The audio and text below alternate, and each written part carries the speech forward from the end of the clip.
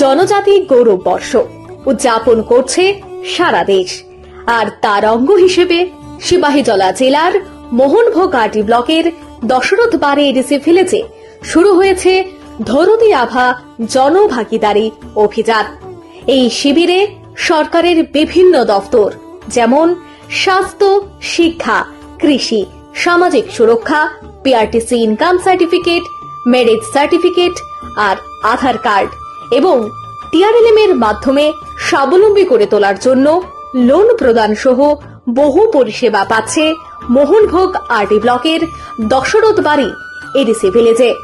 এই ধরনের উদ্যোগ শুধু সরকারি পরিষেবা দেওয়ার মধ্যে সীমাবদ্ধ নয়, এটি জনজাতি সম্প্রদায়ের সাথে সরকারকে আরো গভীরভাবে সংযুক্ত করে।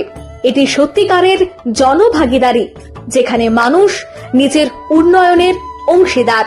এই অভিযান শুধু একটি ক্যাম্প নয়, এটি ভবিষ্যতের পথে হাঁটার এক নতুন শুরুর নাম। জনজাতি কল্যাণে জনতার সাথে সরকারের হাত ধরে পথ চলা। ধন্যবাদ অন্তে মোহনভোগ আরডি ব্লক, সিপাহীজলা, ত্রিপুরা।